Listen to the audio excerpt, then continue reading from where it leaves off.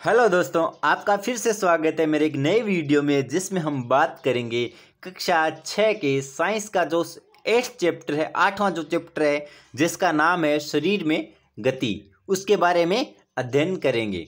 तो अगर आपको वीडियो पसंद आए तो वीडियो को लाइक करें, कमेंट करें और शेयर करें, और अगर चैनल पर नए हो तो चैनल को सब्सक्राइब ज़रूर करें। तो चलिए शुरू करते हैं वीडियो को। तो इसमें हमारा पहला जो हेडिंग है वो है गति। तो गति किसे कहते हैं वो अध्ययन करेंगे। किसी भी वस्तु की स्थिति में परिवर्तन को गति कहते हैं। यानी कोई वस्तु कहीं पे रखी है या फिर कहीं पर पड़ी है तो उस जगह से दूसरी जगह चली जाना क्या कहलाता है? गति कहलाता है। यानी परिवर्तन होना, किसी भी वस्तु में परिवर्तन होना, स्थिति में परिवर्तन होना, यानी जहां रखी है वहां से कहीं और चले जाना क्या कहलाता है? गति कहलाता है। हमारे शरीर में और अन्य जीवों के शरीर में कई तरह की गतियां होती है। यानी जो हमारा खुद का जो शरीर है, यानी मनुष्यों का जो शरीर है उसमें, और जो अन्य जीव है पृथ्वी पर, उनमें गति है वो क्या होती है? भिन्न भिन्न प्रकार की होती है। आगे देखते हैं। नेक्स्ट पॉइंट है गमन, या नेक्स्ट हेडिंग बोल सकते हो आप गमन। जब कोई वस्तु एक स्थान से दूसरे स्थान पर गति करती है तो ऐसी गति को गमन कहते हैं। यानी जब कोई वस्तु एक स्थान से दूसरे स्थान पर क्या कर लेती है? गमन करती है, तो ऐसी गति को क्या कहते हो आप? गमन कहते हो। अब गति और गमन क्या है? उन दोनों का अर्थ ही क्या है? एक है। यानी आगे देखो, गति और गमन का अर्थ एक ही है, लेकिन जो जीव विज्ञान है, साइंस में, दोनों के अर्थ अलग अलग हो जाते हैं। हमारे शरीर में दिल का धड़कना या खून का संचार गति के उदाहरण है। यानी दिल का धड़कना और जो खून का संचार हमारे शरीर में हो रहा है वो किस प्रकार की गति है? वो गमन नहीं, वो क्या है? गति है। ठीक है, आगे देखो। लेकिन जब हमारा पूरा शरीर एक स्थान से दूसरे स्थान तक जाता है तो उसे गमन कहते हैं। यानी हमारा जो पूरा शरीर है, पूरा का पूरा जो शरीर है वो कहाँ चला जाता है? एक स्थान से दूसरे स्थान पर चला जाता है, उसे क्या कहते हो? गमन कहते हो। आ रही है बात समझ में दोस्तों? यानी गति तो वो है जो दिल का धड़कना, खून का जो हमारे शरीर में संचार हो रहा है वो क्या है? गति है। और जो हमारा पूरा का पूरा शरीर है वो एक स्थान से दूसरे स्थान पर चला जाता है तो उसे क्या कहते हो? गमन कहते हैं। ठीक है दोस्तों, आगे बात करते हैं हम जो नेक्स्ट पॉइंट है उसके बारे में। आगे जो हेडिंग है वो है संधि, या उसे आप क्या बोल सकते हो? जोड़। संधि या जोड़, जो हमारे पैरों में जो जितनी सारी हड्डियां हैं वो एक हड्डी से दूसरी हड्डी जुड़ी हुई होती है तो उसे क्या कहते हो? संधि या जोड़ कहते हैं। इसमें देखो, हम शरीर के विभिन्न भागों को उसी स्थान से मोड़ या घुमा पाते हैं जहां पर दो हिस्से एक दूसरे से जुड़े हो, उस स्थान को जोड़ कहते हैं। यानी हमारा शरीर है वो वहां से वही उसी भाग से मुड़ता या घूमता है जिस भाग से में दो हिस्से एक दूसरे से क्या हो? जुड़े हों, तो उस स्थान को क्या बोलेंगे? हम जोड़ बोलेंगे। इसमें एक अथवा में परिभाषा दी गई है, वो भी देखते हैं। वह स्थान जहां पर दो या अधिक अस्थियां या हड्डियां उनका मिलन होता है। यानी जब दो या दो से अधिक हड्डियों का क्या होता है? मिलन होता है, उस स्थान को क्या बोलते हैं? संधि या जोड़ बोलते हैं। जैसे उदाहरण अगर देखो तो कोहनी, जो कोहनी होती है, कंधा होता है, और जो गर्दन होती है वो किसके उदाहरण है? संधि या जोड़ के उदाहरण है। आगे बात करते हैं जोड़ के प्रकार। जोड़ कितने प्रकार में बांटा गया है? जोड़ को दो प्रकार में बांटा गया है। पहला है अचल जोड़, दूसरा है गतिशील जोड़। ठीक है दोस्तों, तो पहला देखते हैं अचल जोड़ के बारे में। जिस जोड़ में कोई भी गति संभव ना हो उसे अचल जोड़ कहते हैं। अचल, जिसमें किसी भी प्रकार की गति ना हो, यानी जोड़ है लेकिन उसमें गति नहीं है। ठीक है दोस्तों, तो उसे क्या कहते हो? अचल जोड़ कहते हो। अगर उदाहरण देखो आप इसमें, तो ऊपरी जो जबड़ा होता है हमारा और जो कपाल है के मध्य का जो भाग है वो क्या है? अचल संधि है। ऊपरी जो जबड़ा, मुंह के अंदर जो जबड़ा होता है वो, और जो कपाल जो सिर होता है उसके मध्य का जो भाग है वो क्या कहलाता है? अचल संधि कहलाता है, क्योंकि इसमें किसी प्रकार की कोई गति नहीं पाई जाती। ठीक है दोस्तों, आगे बात करते हैं गतिशील संधि के बारे में। ठीक है दोस्तों, तो स्टार्ट करते हैं। गतिशील जोड़ या गतिशील संधि बोल सकते हो आप इसे। जिस जोड़ में गति संभव होती है उसे गतिशील जोड़ कहते हैं। तो जिस जोड़ है और उसमें क्या पाई जा रही है? गति पाई जा रही है, तो उस जोड़ को क्या बोलेंगे? हम गतिशील जोड़ बोलेंगे। ठीक है दोस्तों, आगे बात करते हैं। गतिशील जोड़ 4 प्रकार के होते हैं, यानी गतिशील जोड़ है वो कितने प्रकार के होते हैं? 4 प्रकार के होते हैं। कितने प्रकार के? 4 प्रकार के।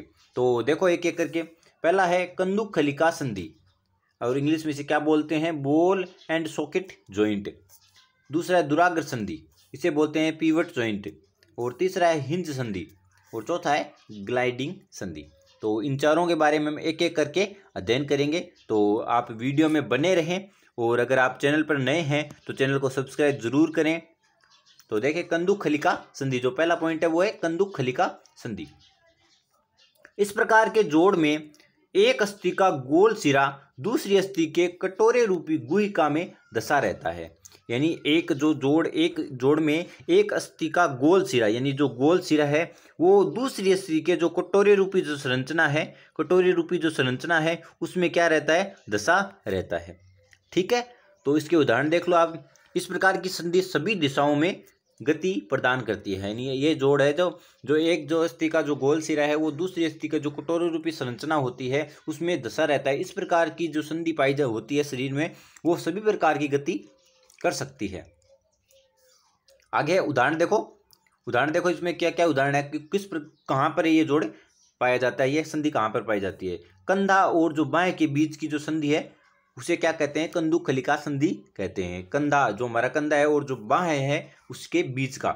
आगे है जांघ और कमर के बीच का, जो जांघ है हमारी और जो कमर है उसके जो बीच का जो भाग है उसे क्या कहते हैं? कंदुक खलिका संधि कहते हैं। आगे है दुराग्र संधि, दूसरा जो पॉइंट है वो है दुराग्र संधि। इस प्रकार के जोड़ में अस्थियों को आगे पीछे या दाएं एवं बाएं घुमा सकते हैं। यानी इस प्रकार के जोड़ होते हैं, दुराग्र संधि के जो जोड़ होते हैं उसमें जो हमारी अस्थियां हैं उसको आगे पीछे दाएं और बाएं क्या कर सकते हैं? घुमा सकते हैं। तो उदाहरण देखते हैं इसमें। गर्दन व सिर के जोड़ने वाली संधि, यानी गर्दन और जो सिर होता है, हमारा जो गर्दन है और ऊपर का जो सिर होता है, कपाल होता है, उसको जोड़ने वाली जो संधि है वो क्या कहलाती है? दुराग्र संधि। आप सिर को घुमाकर देख लीजिए कि आगे कर सकते हो, पीछे कर सकते हो और दाएं और बाएं कर सकते हो। ठीक है दोस्तों, आगे बात करते हैं। हमारा जो तीसरा पॉइंट है उसके बारे में, तो वो है हिंज संधि।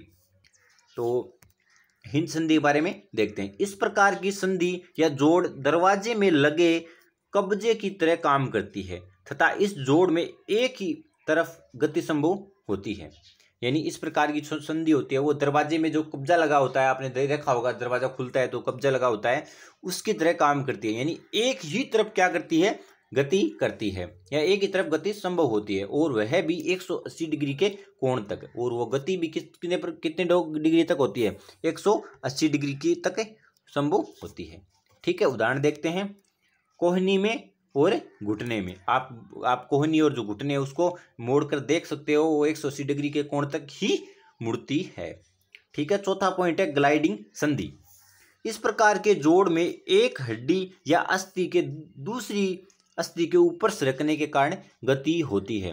यानी एक हड्डी या एक अस्थि है वो दूसरी अस्थि या हड्डी के ऊपर सरकती है, तब क्या होती है? गति होती है। इसीलिए इसका नाम ग्लाइडिंग संधि दिया गया है। उदाहरण देखते हैं। मेरुदंड की छल्ले जैसी अस्थियों के बीच, मेरुदंड यानी रीढ़ की हड्डी है, उसमें छल्ले जैसी संरचनाएं पाई जाती हैं, तो उनमें क्या पाई जाती है? ग्लाइडिंग संधि पाई जाती है। ठीक है दोस्तों, आगे बात करते हैं हमारे नेक्स्ट हेडिंग के बारे में, तो वो है कंकाल तंत्र। कंकाल तंत्र का मतलब आप समझ गए होंगे। कंकाल तंत्र का मतलब आप समझ गए होंगे कि कंकाल जो पूरा का पूरा जो शरीर है उसमें पूरी जो हड्डियां पाई जाती हैं। अगर हमारा जो मांस और जो हमारा और जो शरीर के अंग है उनको अलग कर दिया जाए और जो हमारे सिर्फ हड्डियां या जो अस्थियां पाई बचे, उनको क्या कहते हैं? हम कंकाल कहते हैं। अब कंकाल तंत्र क्या है? किसी भी जीव में अस्थियों और उपास्थियों से बना ढांचा कंकाल कहलाता है। किसी भी जीव में, यानी कोई भी जीव हो, जो मनुष्य हो या फिर और जीव हो, उनमें जो अस्थियां और जो उपास्थियां हैं उनका जो बना ढांचा है, यानी सिर्फ उस अस्थियां या हड्डियां पाई जाए और उपास्थियां पाई जाए, उनका ढांचा क्या कहलाता है? कंकाल कहलाता है। मानव कंकाल 206 हड्डियों से मिलकर बना है। जो हमारा मानव मनुष्य का जो कंकाल है या मनुष्य की जो हड्डियां हैं वो कितनी है? 206 हड्डियां है। ठीक है, और 206 हड्डियों से मिलकर हमारा शरीर है वो मिलकर बना है। अस्थियां या जो हड्डियां हैं वो कठोर होती हैं, जबकि उपास्थि यानी अस्थियां तो क्या होती है, कठोर होती है। जो उपास्थियां होती है वो क्या होती हैं, मुलायम होती हैं। संधियों या जोड़ों के बीच और कुछ मुलायम अंगों में उपास्थि रहती है, यानी संधियों या जोड़ों के बीच में क्या होती है, मुलायम अंगों में उपास्थि पाई जाती है, जैसे कर्ण पटल और नाक में, यानी जो कान है वहां पे और नाक में। ठीक है, उपास्थि के कारण जोड़ों के बीच घर्षण कम होता है, यानी उपास्थि है उसके कारण जो जोड़े होते हैं, जोड़ होते हैं, उनके बीच जो घर्षण है वो क्या होता है, कम होता है। ठीक है दोस्तों, आगे बात करते हैं नेक्स्ट पॉइंट के बारे में, कंकाल तंत्र के विभिन्न अंग। कंकाल तंत्र के विभिन्न अंग कि कंकाल तंत्र के कौन कौन से अंग हैं उनके बारे में। तो कंकाल तंत्र किन किन अंगों से मिलकर बना होता है। तो पहला पॉइंट है इसमें पसली पिंजर या रिब केज, पसली पिंजर या रिब केज। ठीक है, तो इसमें पढ़ते हैं हम क्या है इसमें, यह एक शंकु के आकार के पिंजरे की तरह दिखता है। यह एक शंकु का, शंकु किस प्रकार से होता है, आपको पता होगा शंकु इस प्रकार से शंकु होता है। ठीक है, इस प्रकार से ये शंकु होता है। इस प्रकार की संरचना के हिसाब से इसे पसली पिंजर बोला गया। इस पिंजर की हड्डियों को पसलियां कहते हैं। इसमें 12 जोड़ी पसलियां होती हैं। ये हड्डियां मेरुदंड से जुड़ी रहती हैं। पसली पिंजर का कार्य दिल और फेफड़ों को सुरक्षा देना है। ठीक है दोस्तों, इसमें देखो आप समझने की कोशिश करोगे पसली पिंजर की है, जो हमारा जो सीने वाला भाग है, जहां ये क्या होता है, शंकु के आकार का होता है और ये पिंजर के समान होता है, पिंजरे के समान। ठीक है, इस पिंजर की हड्डियों को पसलियां कहते हैं। और ये जो इन हड्डियों को, सारी हड्डियों को क्या बोलते हैं, पसलियां बोलते हैं। और ये पूरी की पूरी पसलियां कितनी होती है, 12 जोड़ी होती है, यानी 12 क्या होते हैं, 24। तो टोटल कितनी होती है, 24। और जोड़ी कितनी होती है, 12 जोड़ी। ये हड्डियां हैं वो मेरुदंड है, जो हमारी जो रीढ़ की हड्डी है उससे जुड़ी रहती है। और इस जो पसली पिंजर का काम क्या होता है, दिल और फेफड़ों को सुरक्षा प्रदान करना। ठीक है दोस्तों, बात आ गई होगी समझ में। आगे बात करते हैं मेरुदंड। मेरुदंड यानी रीढ़ की हड्डी। ठीक है, मेरुदंड को क्या बोलते हो आप, रीढ़ की हड्डी। यह कपाल के नीचे से शुरू होता है। यह कपाल यानी सिर के नीचे से शुरू होता है, पीछे गर्दन के पीछे की जो गर्दन है वहां से, और कमर के नीचे तक रुक जाता है। और जो कमर है वहां उसके नीचे तक रुक जाता है। मेरुदंड छल्ले जैसी 33 हड्डियों से बना होता है। और जो रीढ़ की हड्डी है वो 33 हड्डियों से मिलकर बना होता है, जिन्हें कशेरुक कहते हैं। यानी जो छल्ले जैसी संरचना होती है रीढ़ की हड्डी में, उस एक हड्डी को या एक छल्ले को क्या बोलते हैं, कशेरुक बोलते हैं। ये कशेरुकाएं एक दूसरे से जुड़ी होती हैं। और ये जो छल्ले जैसी संरचना होती है रीढ़ की हड्डी में, वो जो कशेरुकाएं कहलाती हैं, ये एक दूसरे से जुड़ी रहती हैं। ठीक है दोस्तों, आगे बात करते हैं। तीसरा जो हमारा पॉइंट है वो है कंधे की अस्थियां। कंधों के समीप 2 उभरी हुई अस्थियां दिखाई देती है, इन्हें कंधे की अस्थियां कहते हैं। कंधे के समीप है वो क्या होती है, 2 उभरी हुई अस्थियां या हड्डियां दिखाई देती हैं, उन्हें क्या बोलते हैं, कंधे की अस्थियां बोलते हैं। ठीक है दोस्तों, आगे देखते हैं। चौथा जो पॉइंट है हमारा, श्रोणि की अस्थियां। ठीक है, श्रोणि की अस्थियां, देखो इसमें श्रोणि से बोलते हो आप, जो हमारा जो बम है या पीछे पिछवाड़ा है उसे बोलते हैं श्रोणि की अस्थियां। जो वहाँ पे हड्डियां हैं उनको श्रोणि की अस्थियां बोलते हैं। श्रोणि का निर्माण 3 हड्डियों के मिलने से होता है। यानी जो श्रोणि है उसका निर्माण किससे होता है, 3 हड्डियों के मिलने से। श्रोणि एक बक्से जैसी संरचना होती है। श्रोणि में एक कटोरी जैसी रचना, जिसे एसेटाबुलम बोलते हैं, होती है, जिससे जांघ की हड्डी लगी रहती है। जांघ यानी जो हमारा जो श्रोणि है उसके नीचे का भाग है वो क्या कहलाता है, जांघ कहलाता है। यह संरचना अमाशय के नीचे पाई जाने वाले विभिन्न अंगों की रक्षा करता है। और ये जो संरचना है वो अमाशय हमारा जो है उसके नीचे पाए जाने वाले जो अंग होते हैं उनकी क्या करता है, रक्षा करता है। यह कूल्हे वाला वह हिस्सा है जिसके सहारे आप बैठते हैं, और इसी के सहारे क्या करते हो, आप बैठते हो।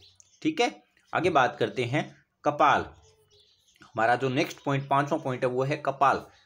खोपड़ी, इसे क्या बोलते हो आप, खोपड़ी भी बोल सकते हो। ये देखो आगे, सिर भी बोलते हो आप। खोपड़ी मेरुदंड के ऊपर स्थित होती है, यानी रीढ़ की हड्डी है उसके ऊपर क्या होती है, खोपड़ी होती है। खोपड़ी अनेक अस्थियों के एक दूसरे से जुड़ने से बनी है।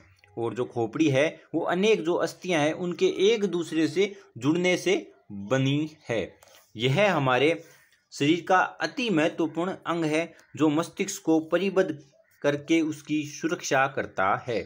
और ये हमारे जो मस्तिष्क होता है, हमारा जो दिमाग होता है, उसकी क्या करता है, सुरक्षा करने का काम करता है। ठीक है दोस्तों, बात आपको समझ में आ गई होगी। आगे बात करते हैं पेशी। पेशी क्या होती है? पेशी जीवों का आकुंचित होने वाला ऊतक है, यानी छोटा बड़ा होने वाला भाग है या ऊतक है।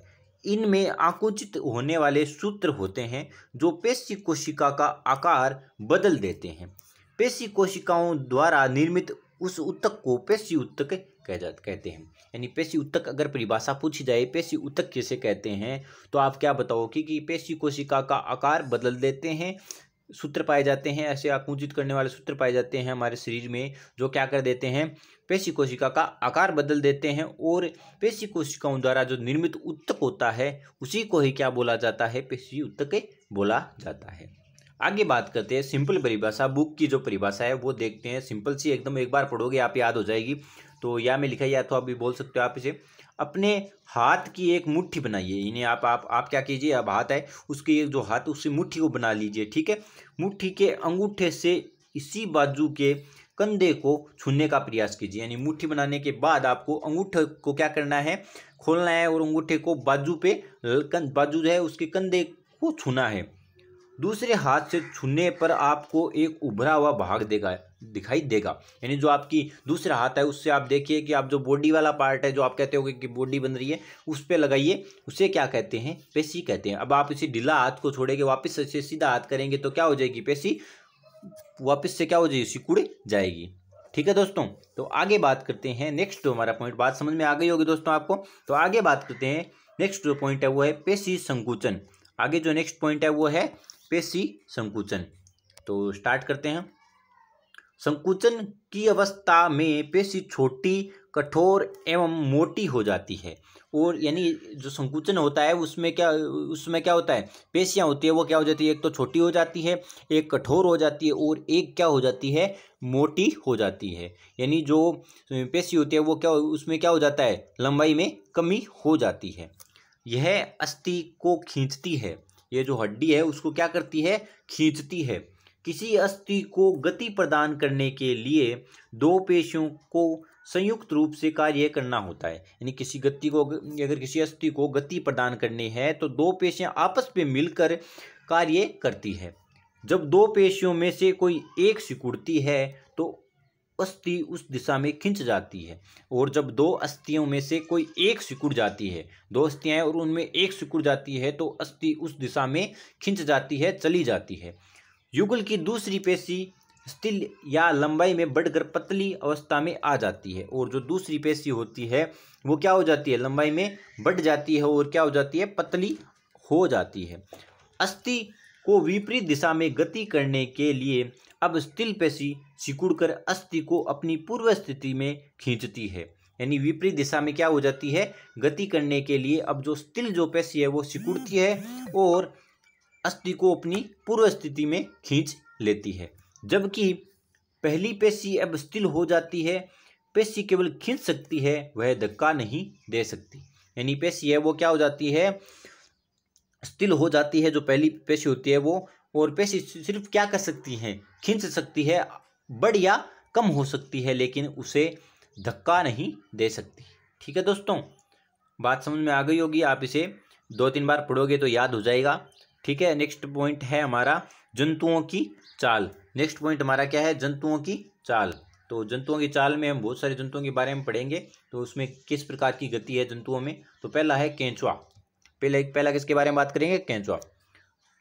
केंचुए के शरीर में छोटे छोटे अनेक सूक को क्या बोलते हैं, बाल जैसी आकृति जो केंचुआ होता है उसमें शरीर, जो केंचुए का शरीर होता है उसमें छोटे छोटे बाल जैसी संरचनाएं पाई जाती है। ये सूक पेशियों से जुड़े होते हैं, और ये जो बाल जैसी संरचनाएं होती है वो किससे जुड़ी होती हैं, जो हमारी पेशी होती है उससे जुड़े होते हैं। केंचुए का शरीर एक सिरे को दूसरे से सटाकर रखे गए अनेक छल्लों से बना प्रतीत होता है। और जो केंचुए का जो शरीर होता है वो एक सिरे से को दूसरे से मिलाकर रखे गए अनेक छल्लों से बना दिखाई देता है। केंचुए के शरीर में अस्थियां नहीं होती हैं और जो केंचुआ का जो शरीर होता है उसमें हड्डियां नहीं पाई जाती है, परंतु इनमें पेशियां होती है। केंचुए का जो शरीर है उसमें अस्थियां या हड्डियां नहीं पाई जाती, लेकिन इनमें पेशी जरूर पाई जाती है जो इसके शरीर के घटने और बढ़ने में सहायता करती है। और इन्हीं पेशियों के द्वारा ही इनका जो केंचुए का जो शरीर है वो घटता और बढ़ता है। चलने के दौरान केंचुआ अपने शरीर के जो पीछे के भाग या पश्च भाग को भूमि में जकड़े रखता है। यानी जब केंचुआ चलता है तो शरीर के जो जो पीछे का जो भाग है या पीछे का जो भाग है उसको क्या करता है, भूमि में जकड़ रखता है। और जो अग्र भाग है उसको क्या कर लेता है, फैला लेता है। अग्र भाग को क्या करता है, फैलाता है। इसके बाद वह अग्र भाग से भूमि को पकड़ता है और उसके बाद क्या करता है, अग्रभाग से क्या कर लेता है, भूमि को पकड़ता है या जकड़ता है तथा पश्च भाग को स्वतंत्र कर देता है। यानी आगे के जो भाग है उसको तो क्या कर देता है, भूमि से पकड़ लेता है, और जो पीछे का भाग होता है उसे क्या कर देता है, रिलीज कर देता है या स्वतंत्र कर देता है। इसके पश्चात यह शरीर को संकुचित करता है तथा पश्च भाग को आगे की ओर खींचता है। और जो इसको शरीर को क्या कर लेता है, संकुचित कर लेता है और क्या करता है, पश्च भाग को क्या कर देता है, आगे की ओर खींचता है। इससे वह कुछ दूरी आगे बढ़ता है। केंचुआ इस प्रकार प्रक्रिया को बार बार दोहराते हुए मिट्टी पर आगे बढ़ता है। इसके शरीर में चिकने पदार्थ होते हैं जो इसे चलने में सहायता करते हैं। और ये जो प्रक्रिया है, अग्र भाग को भूमि में पकड़ना और पीछे के भाग को छोड़ना, फिर पीछे के भाग से जमीन को पकड़ना और अग्र भाग को रिलीज करना, यह प्रक्रिया बार बार दोहराता है और मिट्टी में आगे बढ़ता जाता है। और इसके शरीर में चिकने पदार्थ भी पाए जाते हैं जो इसे चलने में अत्यधिक सहायक होते हैं। आगे बात करते हैं, नेक्स्ट पॉइंट वो है घोंगा। जो अगला जो जंतु है, जो जंतुओं में चाल बताया गया है उसमें अगला है घोंगा। घोंगे की पीठ पर गोल संरचना होती है। घोंगा है उसके पीठ पे क्या होती है, एक गोल गोल संरचना होती है। इसे क्या बोलते हैं, कवच बोलते हैं। और यह घोंगे का बाह्य कंकाल है। और ये जो पीठ पे जो संरचना पाई जाती है गोल, ये क्या है, घोंगे का बाह्य कंकाल है, बाहरी कंकाल है। परंतु यह अस्थियों का नहीं बना होता।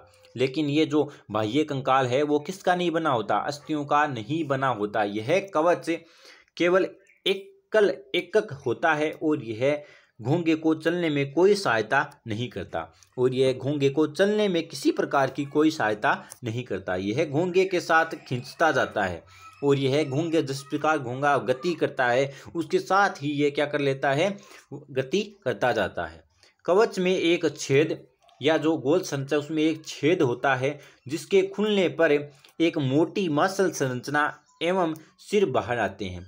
और जब ये गोल संरचना घोंगे की पीठ पर जो गोल संरचना होती है जिसे कवच बोलते हैं, जब ये खुलती है तो एक मोटी मसल संरचना एवं सिर है वो क्या होते हैं, बाहर आते हैं।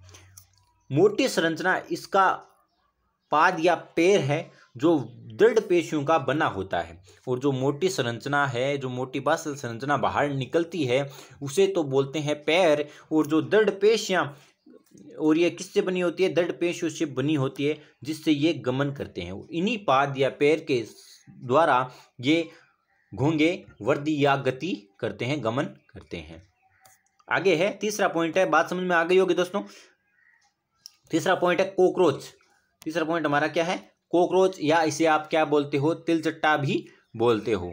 तो देखिए इसमें कोकरोच के शरीर में 3 जोड़ी पैर होते हैं। और जो कोकरोच का जो शरीर होता है उसमें 3 जोड़ी पैर होते हैं, यानी 3 जोड़ी मतलब 6 पैर होते हैं जिनकी सहायता से यह चलता है और दौड़ता है। और इन्हीं पैरों के साथ यह चलता और दौड़ता है। इसके शरीर में 2 जोड़ी पंख होते हैं, 2 जोड़ी पंख भी पाए जाते हैं, यानी 4 पंख पाए जाते हैं जिनकी मदद से यह उड़ सकता है। पैरों की गति के लिए बड़ी और शक्तिशाली पेशियां होती है। और जो पैर हैं उनकी वृद्धि या गति के लिए, गमन के लिए बड़ी और शक्तिशाली पेशियां पाई जाती है। अर्थात कोकरोच है वो चल और उड़ सकता है।